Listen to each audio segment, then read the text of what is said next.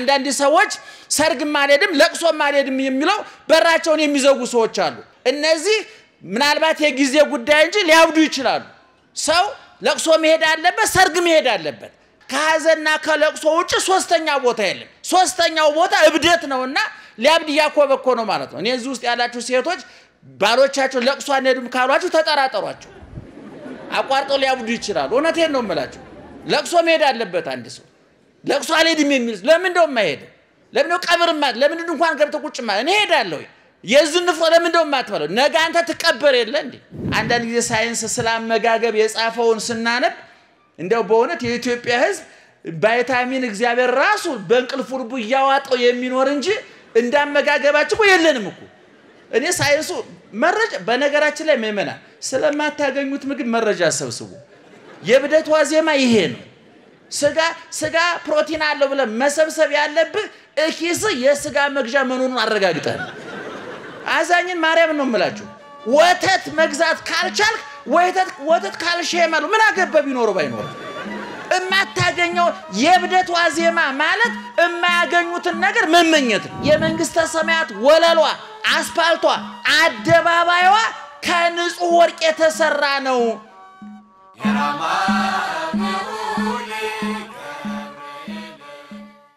አዊነ ይታንከርዋ ለእንተ ትመጻክሙ መከራ ከመዘነኪር ግብር ዘይከውን በክሙ አላ መከራ ይእቲ ወንድሞች ሆይ በእናንተ መካከል እንደ እሳት የሚፈትን እንደ እሳት የሚሆን መከራ ቢሆንባችሁ አዲስ ነገር እንደተደረገ አድርጋችሁ አታድንቁ ባጭሩ መከራውን አታድንቁ ብለን መውሰድ እንችላለን አብረን ብንለው እጅግ ደሰታለሁ ወንድሞች ሆይ አረ ድምጻችሁ አይመጥንም ወንድሞች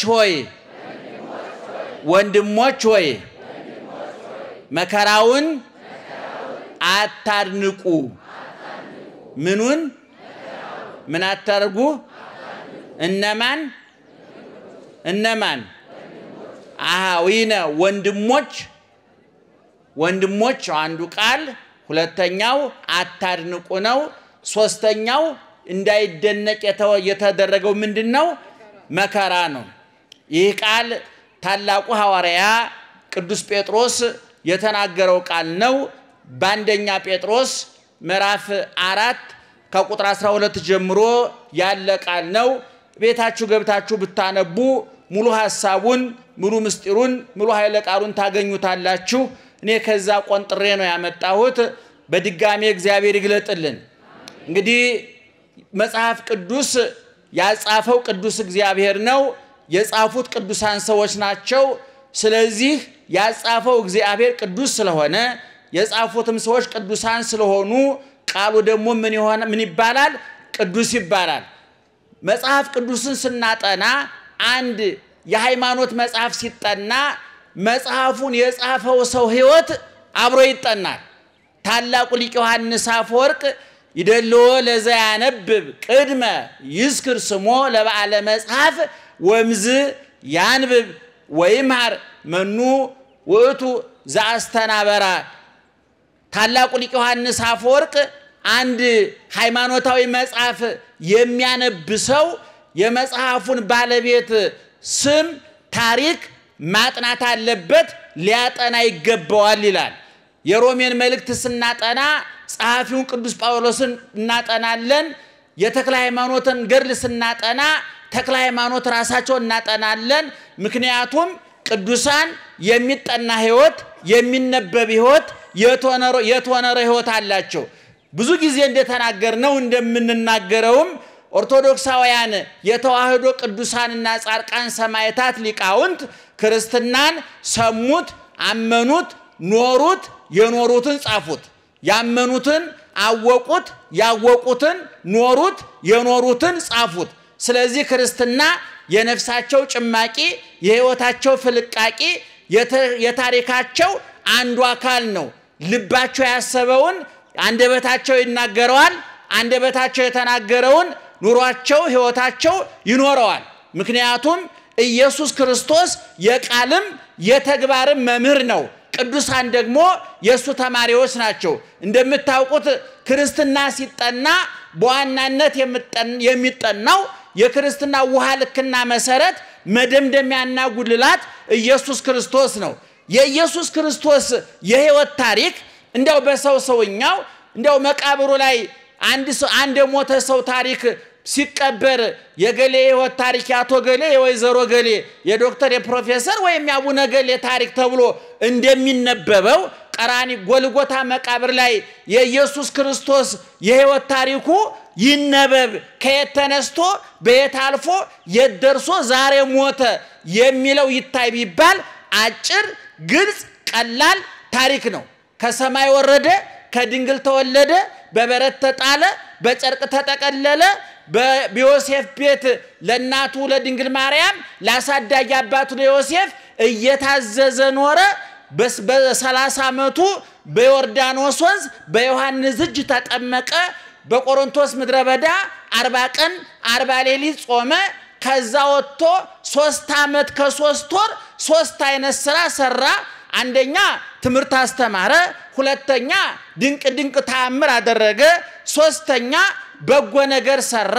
ተብሎ ሊተረክ ይችላል በዚህ ውስጥ ኢየሱስ ክርስቶስ እኛ የምናከናውናቸውን ማህበራዊ ጉዳዮች አከናውኗል እኛ የምናከናውናቸው ማህበራዊ ጉዳዮች 3 ናቸው ሰርግ እንጠራለን ለቅሶ እንደርሳለን በሽተኛ እንጠይቃለን ይሄን ያላደረገ ሰው የአይምሮ ጤንነት ማህበራዊ ህይወቱ ብቻ ሳይሆን የአይምሮ ጤንነቱም አደጋ ላይ ወርቋል ማለት ነው አንዳንድ ሰዎች ሰርግ ማለድም ለቅሶ ማለድም የሚለው በራቸውን የሚዘጉ ሰዎች አሉ ሰርግ ሲሆን የማይመጡ ለቅሶም የማይመጡ እነዚህ ምናልባት የጊዜ ጉዳይ እንጂ ሊያብዱ ይችላሉ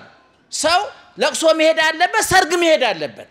በሚለቀስበት ጊዜ ካላለቀሰ በሚሳቅበት ጊዜ ካልሳቀ ከሐዘንና ከለቅሶ ውጭ ሶስተኛ ቦታ የለም ሶስተኛው ቦታ እብደት ነውና ሊያብድ ያኮበኮ ነው ማለት ነው እኔ እዚህ ውስጥ ያላችሁ ሴቶች ባሎቻችሁ ለቅሶ አንሄዱም ካሏችሁ ተጠራጠሯቸው አቋርጦ ሊያብዱ ይችላል እውነቴን ነው የምላችሁ ለቅሶ መሄድ አለበት አንድ ሰው ለቅሶ አልሄድም የሚል ለምን እንደው ማይሄድ ለምን ነው ቀብርማ ለምን እንኳን ገብተ ቁጭ ማለት እኔ ሄዳለሁ የዝንፎ ለምን እንደው ማትበለው ነገ አንተ ትቀበር የለ እንዴ ነብሬው ሰርግም ማትሄደው ነገ ትድር የለ እንዴ ባትድር እንኳን ተድር የለ እንዴ ስለዚህ ኢየሱስ ክርስቶስ ይገርማቸዋል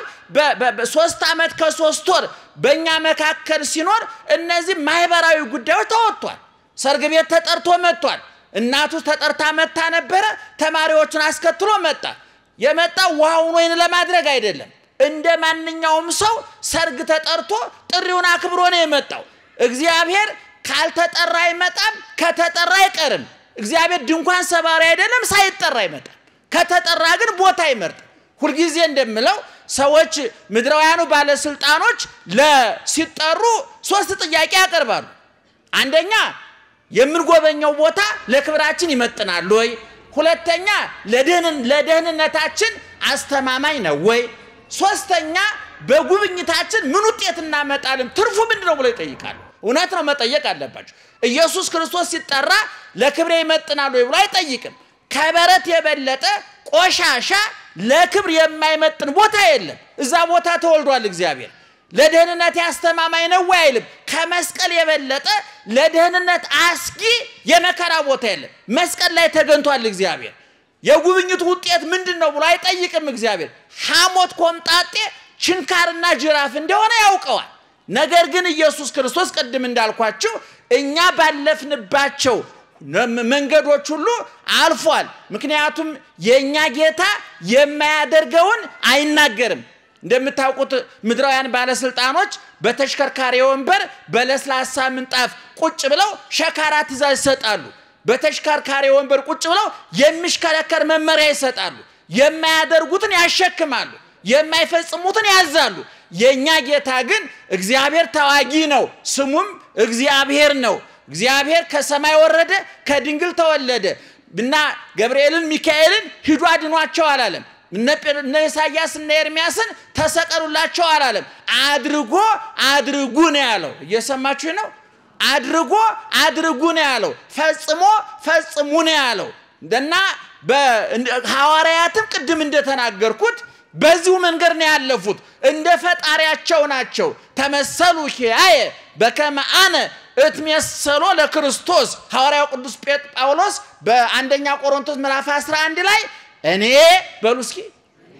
ጮክ ብላችሁ እስቲ አረ ጮክ ብላችሁ ክርስቶስን እንደመሰልኩ እናንተም እኔን ምሰሉ እሱ ማንን ይመስላል ማንን ይመስላል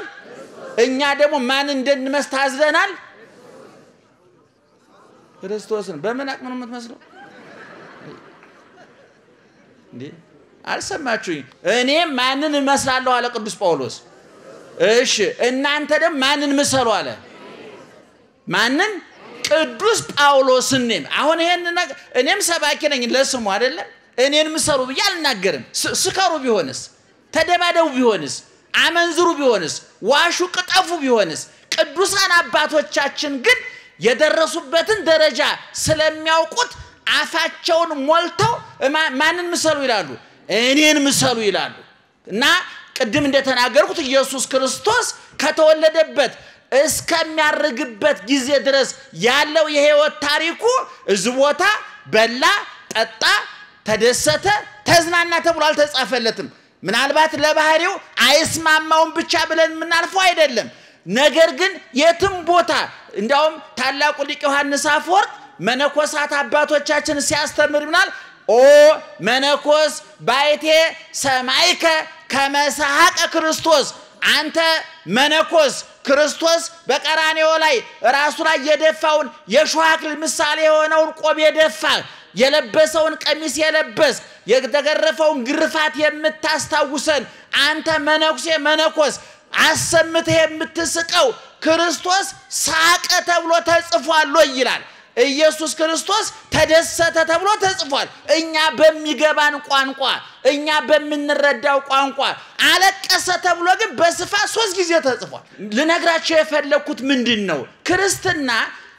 በመከራ ውስጥ ያለፈ ሃይማኖት ነው ክርስትና እንደምታውቁት ክርስቶስ ከሚለው ውድ ስም የተፈለቀቀ ነው የወርቅ ፍልቃቄ ምንድነው ወርቅ ነው አይደለም ክርስትና የተፈለቀቀው ክርስቶስ ከተባለው ወርቅ ስም ነው እና ክርስትና ከክርስቶስ ከተወሰደ ክርስቶስ ክርስትናውን እንዴት አርጎ እንደመሰረተው ማየት ያስፈልጋል ቅድም እንደተናገርኩት በበረት ተወለደ በጨርቅ ተጠቀለለ ተሰደደ ተራበ ተጠማ ተሰደበ ተሰቀለ ተቸነከረ ተገረፈ በጥፊ ተመታ ምራቅ ተተፋበት ሐሞት ኮምጣጤ ጠጣ የሽዋግል ተደፋበት ተጠማሁ ያለ ሞተ ተገነዘ ተቀበረ ተነሳ አረገ ዳግመኛ መልሶ ምን ይሆናል ይመጣል አሁን በዚህ ታሪክ ውስጥ ነው በዚህ ታሪክ ውስጥ ብርን ወርቅን መብልን መጠጥን ሹመትን ቅንጦትን ተርላን ደስታን የሚመለከት ነገር ጠቅሰናል በዚህ ውስጥ አልጠቀስም ስለዚህ ቅዱስ ጴጥሮስ እየነገረን ያለው ምንድነው አሃዊነ ኢታንክርዋ ለንተ ተመጻክሙ መከራ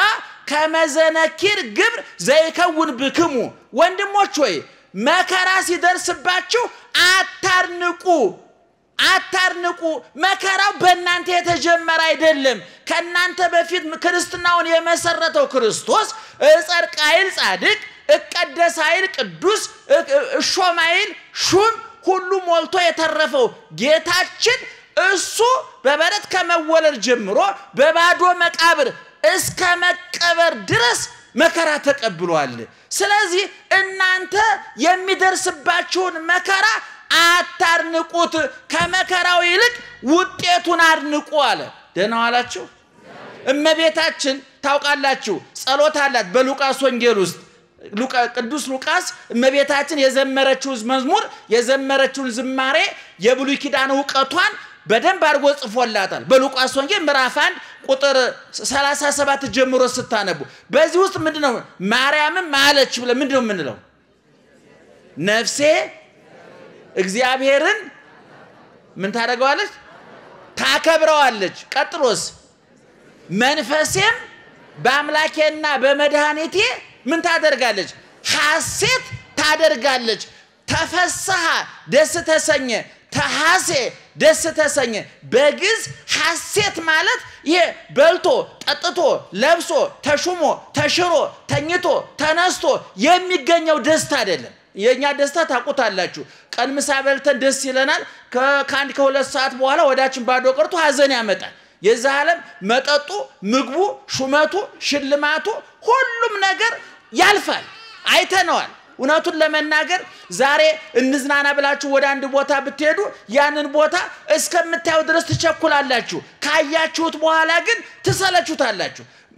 ምክንያቱም መዝናናት ማለት አዲስ ነገር ማድረግ ማለት ሳይሆን አንድ ነገር መቀየር ማለት ነው ለምሳሌ አንድ አውሮፕላን አብራሪ ፓይለት ለመዝናናት ምንድነው የሚያደርገው ወይ ባጃጅ ነዳር ወይ ጋሪ ነዳር ለምን ታምር እኮ የለው ዞትር ዝታቻለው ትልቅ ሆቴል አለ አይደል እዛ ውስጥ የሚሰራ ሰራተኛ ለመዝናናት እኮ እዛ ይመጣል ሌላ ቦታ ነው የሚሄደው ሁሉ ጊዜ መዝናናት እኛ ማርነቅ ስለምንወድ መጨነቅ ስለምንወድ እንጂ አዲስ ነገር የለው ስለዚህ ኢየሱስ ክርስቶስ የነገረን ምንድነው እናንተ ለመከራ የተዘጋጃችሁ ኩኑ ሐዋርያትንም ሲልካቸው በማቴዎስ ወንጌል ምዕራፍ 10 ሙሉ ታሪክ ውስጥ ተመለከቱ ወጸውኦሙ ለአሰርቶ ክሌቱ ሐዋርያት ይልና 12ቱን ሐዋርያት ጠራቸው ይላል ጠርቶ ወሃቦም መንፈስ ስልጣን ሰጣቸው ዲበ መናፍስት ርኩሳን አጋንንት ርኩሳን መናፍስትን ያስወጡ ዘንድ ሙት አስነሱ ድዊ ፈውሱ ለምጽ አንጹ አይናብሩ ብሎ ሹመት ሰጣቸውና ቁጥር 16 ላይ መብታቸውን ዘርዝሮ ከጨረሰ በኋላ የማቴዎስ ወንጌል ምዕራፍ 10 ቁጥር ከ1 እስከ 16 ይያልኳችሁ ነው ታሪካት መብታቸውን ስልጣናቸውን ማድረግ የሚችሉትን ነገር ሁሉ ነገራቸውና ቁጥር 16 ላይ ምን አለ ወናሁ እፈነወክሙ ከማባግ ማይከለ ተኩላት በበጎች መካከል እንደ ተኩላ በበጎች መካከል እልካችኋለሁ ተኩላለ እናንተ በጎች ናችሁ ብሎ ነገራቸው ኢየሱስ ክርስቶስ ይሄ ራሱ ያሳለፈው ህይወት ነው قدم እንደተናገርኩት በበረት ተወለደ በጨርቅ ተጠቀለለ ራበው ጠማው ተሰደደ መከራ ተቀበለ ለሐዋርያት ያዘዛቸው በሱ ያልሆነው ነገር አይደለም እሱ ያለፈበትን ነው እና ቅዱስ ጴጥሮስም ለምእመናኑ ለክርስቲያኖቹ የሚነግራቸው ወንድሞች ሆይ ፈተና ይመጣል እንደ ሳት ወርቅ በሳት እንዲፈተን እንዲነጥር እናንተንም የሚያነጥራችሁ የሚያጠራችሁ የሚያሳምራችሁ ከክርስቶስ ከሐዋርያት ጋር አንድ የሚያደርጋችሁ ለሰማያዊ ሹመትና መንግስት የሚያዘጋጃችሁ መከራ በመካከላችሁ ይሆናል ነገር ግን መከራውን በማድነቅ በመሰቀቅ አትሽሹ መከራውን ተጋፈጡት ነው ያለው እንግዲህ ዛሬ ታውቃላችሁ ብዙ ክርስቲያን የሚያየው ጎረቤቱን የሚያየው ጓደኛውን የሚያየው የተገነቡትን ፎቆች የሚያየው የሱ ጎረቤት የሚነዳውን መኪና የለበሰውን ሱፍ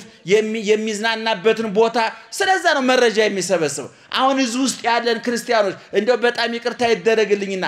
ስለ አሜሪካ ካለን መረጃና ስለ መንግስተ ሰማያት ካለን መረጃ የትኛው ይበልጣል እስኪ ንገሩን ለማናል እናንተ ብቻ ቋርላችሁም እኛም መነኮሳት ጳጳሳት ሁሉ ስለ ገነት ከሰበሰውን መረጃ ይልቅ ስለነ ዋሽንግተን የሰበሰውን መረጃ ይበልጥ ሁላችንም ነን የቀለጥነው እናንተ ብቻ አይደላችሁ ነገር ግን ክርስቲያኖች መረጃ መሰብሰብ ያለባችሁ ስለማን ነው ስለ መንግስተ ሰማያት ነበረ መንግስተ ሰማያት ምን አይነት እንደሆነች እኮ በዮሐንስ ራእይ ምዕራፍ 21 ሙሉ ታሪኳ ተጽፏል የከተማው ውበት ዛሬ ጎግል ብታደርጉ አንድ ዩቲዩብ ውስጥ ብትገቡ ስለ አሜሪካ ከተሞች ስለ አውሮፓ ከተሞች ስለ ጥራታቸው ስለ ውበታቸው ስለ መዝናኛቸው ስለ ተሟላላቸው የኑሮ መለኪያ መመዘኛ ብዙ መረጃ ይሰጣል ስለ ቻይና ከተሞች ብዙ መረጃ ይሰጣል መጽሐፍ ቅዱስ ግን የሚነግረን ስለ መንግስተ ሰማያት ነው በዚህ በዮሐንስ ራእይ ምዕራፍ 21 ላይ ስትመለከቱ ወንጌላዊ ዮሐንስ የመላክ አስጎብኝ ተሰጥቶት አስጎብኙ ልብ አድርጉ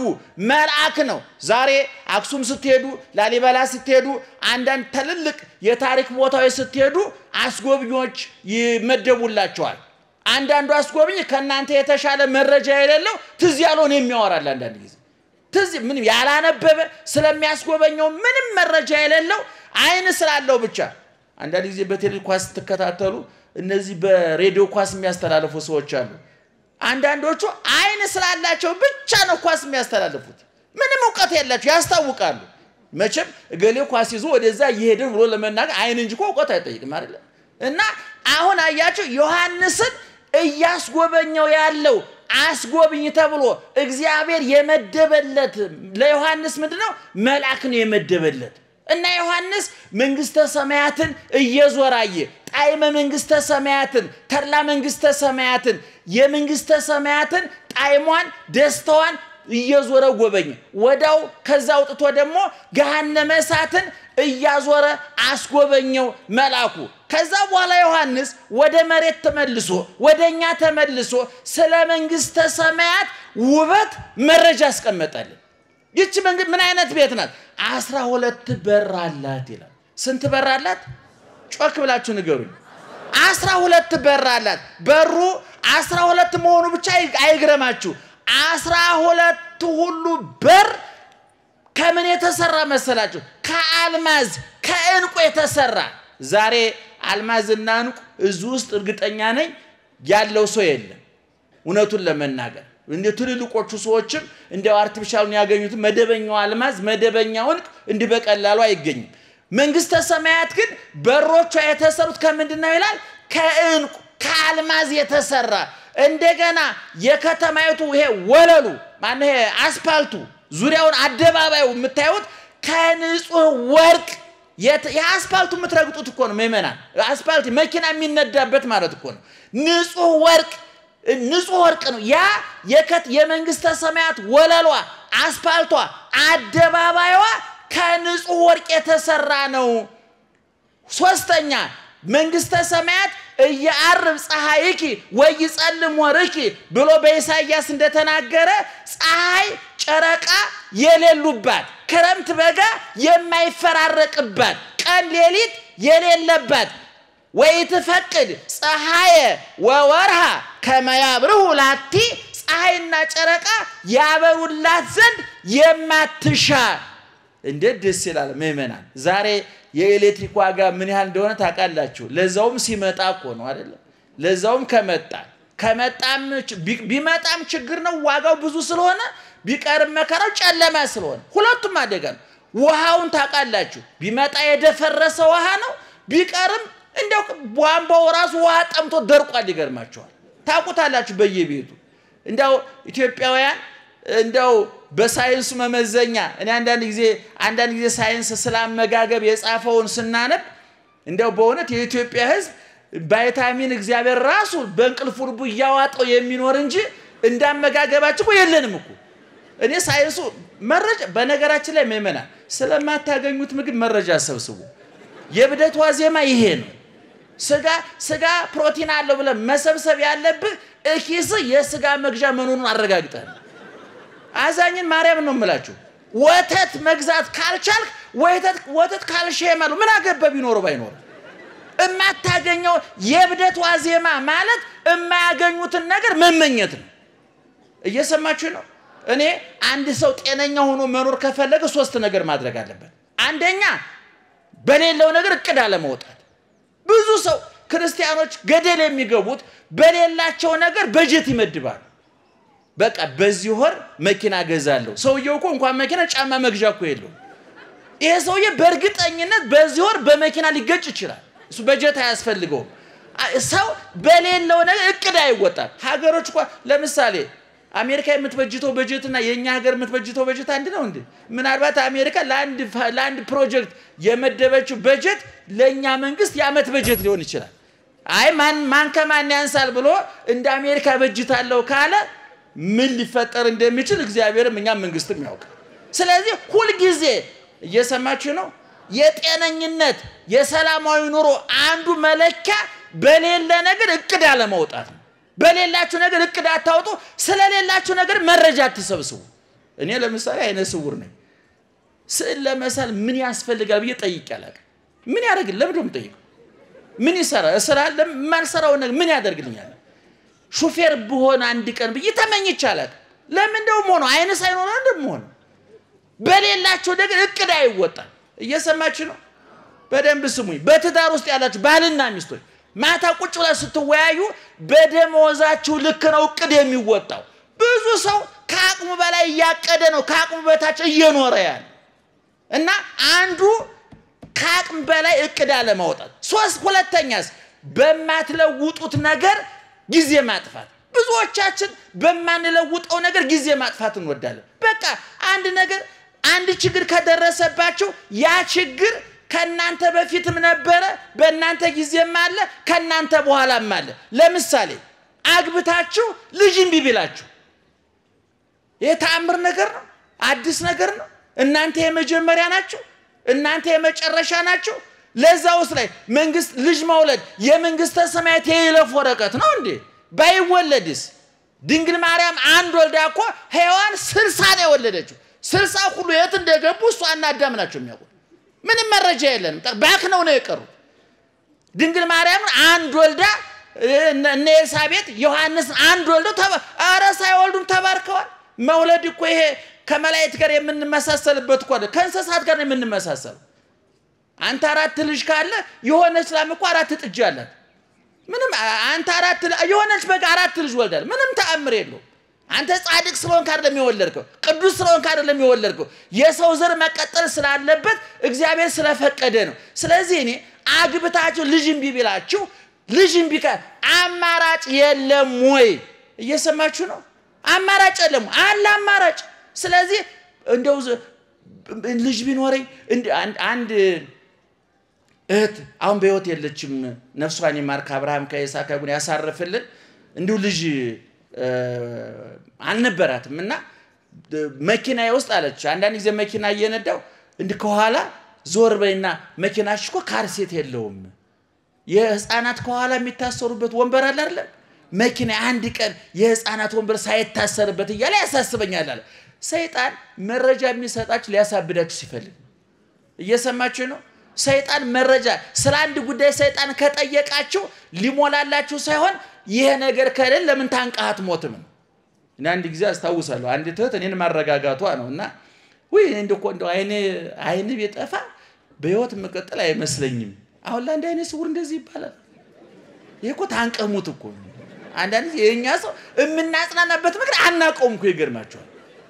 እንዴ አይን ባይኖረኝ እኮ እንዴት ኖራል አይባልም ባታይም ችግር የለም ነው የሚባለው ለማጽናናት አይደል አንዳንድ ጊዜ በማትለውጡት ነገር ጊዜያችሁን አታጥፉ ደናደራችሁ ደናዋላችሁ እየሰማችሁ ነው ክርስቲያን ጥሩ ክርስቲያን የሚባለው አንድ በሌለው ነገር ቅድ የማያወጣ ሁለት በማይለውጠው ነገር ገንዘቡና ጊዜውን የማያጠፋ ትልቁ ችግር በማትለውጡት ነገር ጊዜያችሁና ገንዘባችሁን ታጠፉና የምትለውጡት ነገር ያመልጣችኋል እየሰማችሁ ነው ለምሳሌ አንድ ሰው ልጅ እምቢ ቢለው አማራጩ ምንድነው ሌላ ልጅ ማሳደግ ይቻላል ሌላ በጎ ስራ መስራት ይቻላል ሰይጣን ግን ሌላ ስራ እንዳይሰራ ምን ያደርጋል እዚህ ላይ ተቸክሎ እንዲቀር ያደርጋል ይሄን ያኘከ ያላመጠ ተስፋ እንዲቆርጥ ያደርጋል ቅዱሳን አባቶቻችን ይሄን አላደረጉ ይጸልያሉ እንጂ አይሰለቹ እና በማይለውጡት ነገር ጊዜ አለማጠ ሶስተኛው ካላችሁ ነገር ይልቅ የሌላችሁ ነገር እንደሚበልጥ አድርጎ ያሳያችኋል ሰይጣን እየሰማችሁ ነው ያላችሁ ነገር ያስረሳና የሌላችሁ ነገር ያስታውሳችኋል ይሄ በጣም ትልቁ ማስረጃ አዳምና ሔዋን ናቸው አዳምና ሔዋን የሚኖሩት በገነት ነበር ገነት አይብራራም ዝም ብሎ ገነት ነው ዛሬ እንኳን ለምለም ቦታ እንደው አበባ ያለበት ቦታ ንጹህ ቦታ ስናገኝ ምን ይመስላል ነው የምንለው ገነት ይመስላል ለዚህ ነው አዳም ከገነት ከወጣ በኋላ እንባውን መቋቋም ያቃተው ገነትን በወሬና በመጽሐፍ ሳይሆን በኑሮ ስለሚያቀው ነው ይገርማል ዋልቦቱ ለአዳም ካልህሊና ዘንበለ በካይላ ኢላ ኃጢአቱ እግዚአብሔርን ያህል ጌታ ገነትን ያህል ቦታ አጥቼ ቀምሶት ስለሆነ የወጣው እንባውን ሊገታው አልቻለም ልቡ ሊጽናናለት አልቻለም እና አዳምና ሔዋን ገነት እየኖሩ እግዚአብሔር ጧት ማታ እየመጣ አዳም ደህና ዋልክ ሔዋን እንዴት አመሸሽ እያለ እየጠየቃቸው ቅዱሳን መላእክት እንደ ቡና ጣጭ ጎረቤት ጧት ማታ እየጎበኟቸው ጭንቀት የሌለበት የአየር ብክለት የሌለበት መሰደድ መፈናቀል መራም መጠማት የሌለበት ሹመት ሽረት ሐዘን ደስታ ጥጋብ ረሃብ የማይፈራረቅበት እግዚአብሔር የነገሰበትን ከተማ በነገሰበት ገነት እየኖሩ ሰይጣን መጥቶ ምንድነው ያላቸው ይሄ ሁሉ ነገር ከንቱ ዋናው ትልቁ ምስጢር ያለው እዚች ጸበለሱ ላይ ነው አለ ያ ጸበለስ እኮ ምእመና ብትበሉት አያወፍር ሌላ ምንም አያመጣ ሰይጣን ግን በበለሷ ተንጠልጥሎ እነሱን ከዛ እንደሚያስወጣቸው ያውቀዋል በኋላ ሰይጣን ከዛ በፊት ያንን በለስ እኮ ሔዋን አይተዋለች አዳም አይቶታል ግን አላጤኑትም አላስተዋሉትም እግዚአብሔር ጋር ስለነበሩ ያላቸው በስቶባቸው ያደነቁ ያንን ለማስተዋያ ጊዜ አልነበራቸውም ሰይጣን መረጃውን ከሰጣቸው በኋላ ግን ሔዋን ቅጠሉ አምሮ ፍሬው ጣፍጦ ታያት ከመሰናይ ፍሬው ለበሊ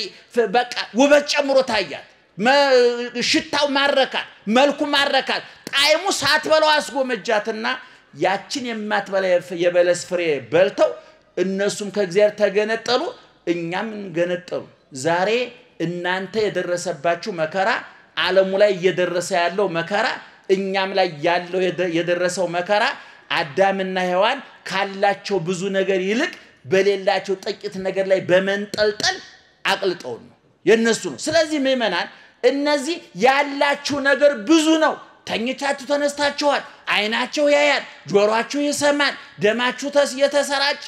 ኩላሊታችሁ ጉበታችሁ እየሰራ ነው መሽቶ እየነጋ ነው እየተነፈስን ነው ይሄ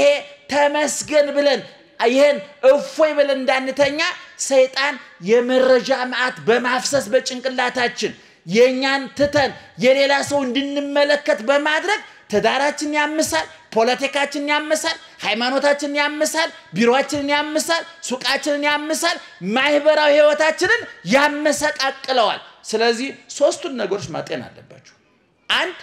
በሌላችሁ ነገር እቅድ አታውጡ ሁለት በማትለውጡት ነገር ጊዜ ገንዘባችሁን አታጥፉ ሶስት ካላችሁና ከሌላችሁ የቱ ይበልጣል ንገሩኝ እስኪ የቱ ይበልጣል ያላችሁ ይበልጣል ስለዚህ ዮሐንስ መንግስተ ሰማያትን እየዞረ መጥቶ ሲጽፍልን መንግስተ ሰማያት አንድ ክረምትና በጋ ሌሊትና ቀን የማይፈራረቅባት ሁለት 12 በር ያላት 12 ሁሉ በሮቿ ከዕንቁ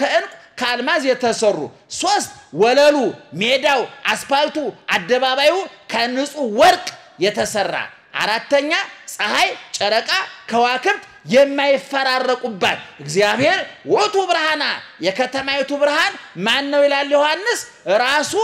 እግዚአብሔር ነው የብርሃን ምንጭ የኃይል ምንጭ ፀሐይ ጨረቃ ከዋክብት ናቸው ወይም ደግሞ ከውሃ ከነፋስ የሚገኝ ኤሌክትሪክ ነው በመንግስተ ሰማያት ግን በቀን ፀሐይ በሌሊት ፀሐይ ጨረቃ ኩራዝ ሻማ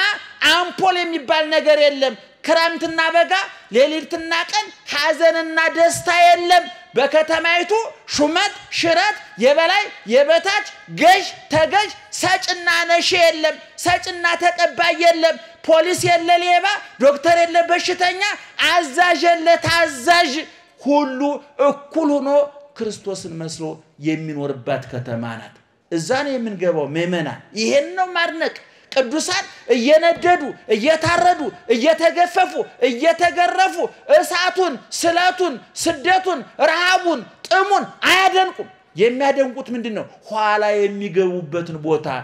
ሐዋርያው ቅዱስ ጳውሎስ በዚህ በሮሜ 8:18 ላይ በጣም ይገርመኛል ወገኖቼ ዛሬ የምንቀበለው መከራ ኋላ ከምናገኘው ክብር ጋራ ሲመጣጠን ምንም እንዳልሆነ አስባለሁል ለዛውም እኮ እኛ መከራ እኮ አልተቀበልንም ታቁታላችሁ አይደል የኛ መከራ ከኛ ውስጥ የሚመጣ ነው ከፍላጎታችን ከምኞታችን የሚመጣ ነው ካለ መደማመጥ የሚመጣ ነው ካለ መግባባት የሚመጣ ነው እነ ቅዱስ ጳውሎስ በሁለተኛ ቆሮንቶስ ምዕራፍ 11 ላይ እኮ የደረሰበትን መከራ እኮ ተናግሮታል እኮ ይገርማቸዋል በቀን በሌሊት በበጋ በክረም በባይስ በባህር በየብስ ባመነው በካደው በዘመዱ በባይዱ እንከራተታለው በባህር ላይ መርከቤ ማይበል ሞገድ እየናጣት ካሁን ሰጠምን ይያል ከመከራ ተርፈናል አይሁድ 5 ጊዜ 40 ሊሞላ አንድ ሲቀረው 40 ሊሞላ አንድ ሲቀረው 5 ጊዜ ገረፉኝ በድንጋይ ወገሩኝ ይሄ ሁሉ ነገር አይገርመኝም እኔ ቀን ከሌሊት በቀን በውኔ ሌሊት በህልሜ የሚያናጉዘኝ እረፍት የሚነሳኝ የአብያተ ክርስቲያናት ጉዳይ ነው አለ ስለዚህ ምእመናን ቅዱስ ጴጥሮስ ያለን ምንድነው የሚመጣባችሁን መከራ ምን አትበሉት አታድንቁት ከመከራው ይልቅ ምኑን አድንቁት ይላል ውጤቱን አድንቁት በነገራችን ላይ በጎበዝ ተማሪና በሰነፍ ተማሪ መካከል ያለው ልዩነት ምንድነው ታውቃላችሁ ሰነፍ ተማሪ ፈተና ያደንቃል ሰነፍ ተማሪ ፈተና እንደሚወርቅ ስለሚያውቀው አስቀድሞ ምን ይላል ቲቸር አይወዱኝም ያላስተማሩትን የሚፈትኑት እና አይነውሃቸው እኔን አይወደኝም ስለዚህ አሁን አስቀድሞ እንደሚወርቅ ስለሚያውቀው የሚወርቅበትን ቦታ እየጎዘጎዘ ፈተናው ከባድ ነው ትምርቱ ከባድ ነው ቲቸር ቀድም እንዳልኳችሁ ነው ወንበሩ አይመቸኝም ተማሪው ብዙ ነው ክፍል ውስጥ ተማሪዎች ይመቀኙኛል ተማሪዎች ራሱ አይተኙልኝም ተማሪዎች ቆረስተው ለጥ ብለው ተኝተው ያጠኑ እኮ ነው የራሳቸው ነው ሰነፍ ተማሪ ፈተና ያደንቃል ጀግና ተማሪ ግን ስለ መምሩ ያወሳል ስለ ክላሱ ያወሳል ስለ ተማሪዎቹ ያወሳል ስለ ትምርቱ ክብደትና ቅለት አይናገርም ጸጥ ብሎ ትምርቱን ያጠናል በፈተና ጊዜ ውጤቱን ያያዋል ቅዱሳን ሐዋርያት ፈተና አድናቂ አይደሉም ችግር አድናቂ አይደሉም ረሃብ አድናቂ አይደሉም ጥም አድናቂ አይደሉም ስደት አድናቂ አይደሉም ሰይፉን ስለቱን አድናቂ አይደሉም የሚያደንቁት የተከፈለላቸውን ዋጋ ነው ቅዱስ ጊዮርጊስ በሰይፍ እየታረደ በሳት እየነደደ እንደ እየተፈጨ እየተቆላ ያ ሁሉ የመከራ ዶፍ እየወረደበት እንዲህ አለ እፎ እይሄሊ ከማምላኬ ተሰቅለ ዲበጸ መስቀል እኔ ጸርቃለሁ ብዬ ነው ገነት ገባለሁ ብዬ ነው የዘላለም ሕይወት አገኛለሁ ብዬ ነው ብታረድ እከብርበታለሁ ብነድ እቀደስበታለሁ ብገፈፍ ብገረፍ የብርሃን ልብስ ረፍስበታለሁ እኔ ብራብ ብጠማ የሕይወት እንጀራ የሕይወቷ እበላበታለሁ እጠጣበታለሁ እስር ቤት ብገባ መንግስተ ሰማያት እገባበታለሁ የኔ ጌታ ቀራንዮ ላይ ያን ሁሉ ዋጋ የከፈለው ምን አገኛለሁ ብሎ ነው እሱን አላስብም ወይ ክርስቲያን ሁለት አይን ሊኖረው ይገባል ደህና ዋላችሁ ስንት አይን ሁለት አይን ሊኖረው ይገባል አንዱ ቀራንዮ ላይ በመስቀል የተሰቀለውን ጌታ በቁስሉ ውስጥ ከነፍቅሩ የሚያይ ሁለተኛው አይን ወደ ሰማይ ወጥቶ ክርስቶስን በአባቱ ቀኝ በዙፋኑ በጌትነቱ ከነክብሩ የሚያይ ስለዚህ በቀራንዮ ፍቅሩ እየጸና በሰማያዊ ክብሩ እየቀና መከራውን ተቋቁሞ ይኖራል በሐዋርያት ሥራ ምዕራፍ 7 ላይ እስጢፋኖስ በድንጋይ እየተወገረ የድንጋይ ቁልል እየተቆለለበት አጥንቱ እየተሰባበረ ደሙ እየተንጀቀጀቀ ስጋው እየተቦጫጨቀ ቆዳው እየተሸነታተረ ምን አለ አባቶ ጌታዬ አለ ወይ ትረሲ ቦሙ ጌጋዬ እስጢፋኖስን በድንጋይ ወገሩ ብለህ እዳ በደል አታድርግባቸው አለ አንድ አይኑ የት ነበር ማለት ነው ቀራንዮ ላይ ምን ሲባል ሰምቷል አባት ሆይ የሚያደርጉትን አያውቁምና ምን በላቸው አለ ይቅር በላቸው አለ እስጢፋኖስ በድንጋይ እየተወገረ አይኑ ቀራንዮ ነበር ማለት ነው አንድ አይኑ ደግሞ በሰማይ ነበር ኢየሱስ ክርስቶስን በሰማያዊ ክብሩ በአብ ቀኝ ተቀምጦ አየው ይላል ስለዚህ እስጢፋኖስ ስንት አይን ነበረው አንድ አይኑ ቀራንዮ አንድ አይኑ መንግስተ ሰማያት የኛ አንድ አይናችን ቴሌቪዥን ላይ ነው ሌላው አይናችን ደግሞ ነው ቦታ ነው ታቁታላችሁ ስለ ጎረቤት መረጃ በመሰብሰብ የባከን ሰዎች ብዙ ሰው አበሻ ስለ ጎረቤት መረጃ በመሰብሰብ ጊዜውን የሚያጠፋው ጎረቤት ዶሮ እንደታረደሉ መረጃ ይሰበሰብኩ አበሻ በግ ታረደ ዶሮ ታረደ እንዲያደ ሶፋ ቀየሩ መጋረጃ ቀየሩ መስኮት የማይረባ መረጃ ሲሰበስብ አብዶ ቀውሶ ቅድም ነግሬያቸዋለሁ ስለሌለው ነገር መረጃ የሚሰበስብ አብዶ ቀውሶ ይቀራል እኛ መረጃ እንዲኖረን የታዘዝነው ስለማን ነው ስለ መንግስተ ሰማያት ወናሁ እዜነወክሙ ሐዲስ ዜና አዲስ ዜና እነግራችኋለሁ ተብሎ እንደተነገረ አዲሱ ዜና የመንግስተ ሰማያት ጉዳይ ነው መንግስተ ሰማያት ስንት በር አላት ብያችኋለሁ 12 በሮቹ ከምን የተሰሩ ናቸው ከአልማዝ ከዕንቁ የከተማው አደባባይዋ ከምን የተሰራ ነው ከንጹህ ወርቅ ከተማዋ ፀሐይ ጨረቃ ከዋክብት አሉባት የሉባትም ክረምትና በጋ አለ የለም ሌሊትና ቀን አለ የለም ሐዘንና ደስታ አለ የለም የሚሾም የሚሻር አለ የለም ሰጭና ተቀባይ አለ የለም በሽተኛና ዶክተር አለ የለም ነፃ ከተማ በ12 ሁሉ የመንግስተ ሰማያት በር ላይ ደግሞ የነማን ስም ተጽፏል መሰላችሁ የሐዋርያ ስም ተጽፏል የጴጥሮስ በር አንዳንድ ሰዎች በቅዱሳን ስም ለምን ቤተክርስቲያን ሰራችሁ ብሎ ሲበሳጩ ሰማሉ በቸም አንዳንድ ሰው የራሱ ስንፍና ሳያንሰው በሰው ይመቀኛል በጣም ይገርመኛል አንዳንድ ጊዜ ባለው ከመጽናናት ይልቅ በሰው የሚቀና እና እንደው በተክለ ሃይማኖት በጴጥሮስ በጳውሎስ ስም ቤተክርስቲያን ተሰራላችሁ ኢየሱስ ተረሳ የሚያሉ የሚያላዝኑ ሰዎች አሉ እነሱ ራሳቸው ረስተውት ኩሱ እየፈለጋቸው ነው ይገርማቸዋል እና ነገር ግን መንግስተ ሰማያት ስንገባ በ12 ሁሉ በር ላይ የተጻፈው የማን ስም ነው ጮክ ብላችሁ ነገሩ የማን ስም ነው የተጻፈው የኢየሱስ ስም ነው የክርስቶስ ስም ነው የሥላሴ ስም ነው ለምን ተቀንጭቦ በር ላይ ይጻፍበታል ኢየሱስ ስም ማልባቸው ውስጥ ተጽፏል እኮ ሁሉ የሱ አይደለም ለምን ይቀነስበታል ኢየሱስ ክርስቶስ እኮ በጣም ነው የሚገርመኝ ወዳጆቹን አክባሪ ትንሽ የደከሙለትን ብዙ የሚያከብር እኔ የወይን ግንድ ነኝ እናንተ ምንድናችሁ አለ ቅርንጫፎች መንግስተ ሰማያትሰ ነያ ማእከለክሙ መንግስተ ሰማያት በመካከላችሁ ናት አለ ክርስቶስ ራሱ መንግስተ ሰማያት ተብሎ ተጽፏል ይገርማችኋል መንግስተ ሰማያት ይባላል መገለጡ ወነሃ ይሰማያ መንግስተ ሰማያት ለአስተርእዮቱ ማእከለ ፍቁራኒሁ በወዳጆቹ መካከል መገለጡን መንግስተ ሰማያት ብሎ ይጠራዋል ሊቁ ሲተረጉም ስለዚህ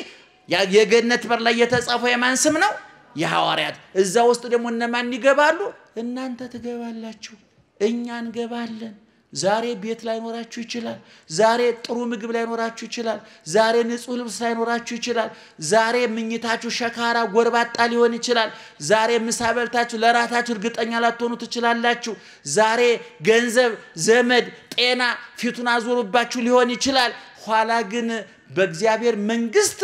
እዛ የምንሾመው የምንነክሰው የንጉሱ አልጋ ወራሾች እኛ ነን እኛ የማን ልጆች ነን የክርስቶስ መንግስት የሚወርሱና ማን ናቸው እኛ እዛ እንገባ ስለዚህ ወገኖቼ በማማረር በማጉረምረም ጊዜያችሁን አታባክኑ ችግራችሁን በመቁጠር ጊዜያችሁን አታባክኑ በሽታችሁን በመቁጠር ጊዜያችሁን አታባክኑ ያቆሰሏችሁን በመቁጠር ጊዜያችሁን አታባክኑ የቆሰለላችሁን አስቡት ደናዳ